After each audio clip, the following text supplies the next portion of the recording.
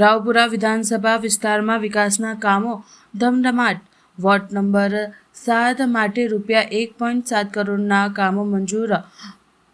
સ્મરણીય જયંતિ મુખ્યમંત્રી શહેરી વિકાસ યોજના વર્ષ 2025-26 અંતર્ગત રાવપુરા વિધાનસભા વિસ્તારમાં આંતરમાળખાકીય સુવિધાઓ વધારવા માટે આયોજન હાથ ધરવામાં આવ્યું છે, જેમાં વોર્ડ નંબર 7માં વિવિધ 8 વિકાસલક્ષી કામો માટે કુલ ₹107.78 લાખનું બજેટ ફાળવવામાં આવ્યું છે. આ જાહેર કરાયેલ કામોમાં સૌથી વધુ હિસાબ રોડ નેટવર્કને મંજૂર કરવા પાછળ ખર્ચવામાં આવશે, જેમાં સંજય પાર્ક અને રુદ્રા સોસાયટીના રોડ માટે સૌથી વધુ ₹40.14 લાખ રૂપિયાની જોગવાઈ કરવામાં આવી છે. નવા ઘર મહોલ્લામાં ડ્રેનેજ લાઇન તેમજ અનુસ્તુતુ ટેકરી અને હઝરત ટેકરા વિસ્તારમાં નવી પાણીની પાઇપ લાઇન નાખવાના કામોનું ખાતમુહૂર્ત કરવામાં આવ્યું છે.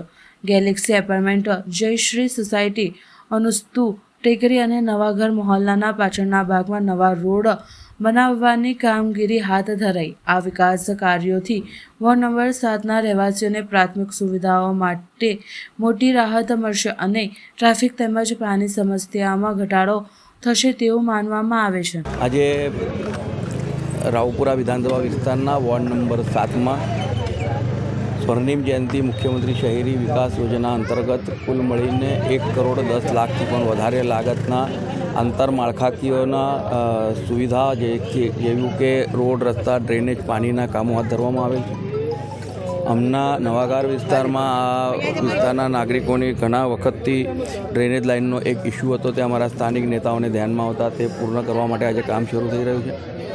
આ જ પ્રકારના અનેકવિધ કામો જ્યારે રાવપુરા વિધાનસભા વિસ્તારમાં અને આખા વડોદરા શહેરમાં ચાલી રહ્યા છે, ત્યારે આપના માધ્યમથી તમામ નગરજનોને અને ખાસ કરીને મારા રાવપુરા વિધાનસભા વિસ્તારના નાગરજનોને હું વિનંતી કરું કે આપના વિસ્તારમાં પણ આવા કોઈ કામો જો બાકી રહેતા હશે, આંતરમાળખાકીય સુવિધાઓના તમામ કામો આપના ત્યાંના અમારા જે સ્થાનિક નેતાઓ હશે તેમનું ધ્યાન દોરશો, તે બધા જ કામો પરિપૂર્ણ કરવા માટે અમે પ્રયત્ન કરીશું.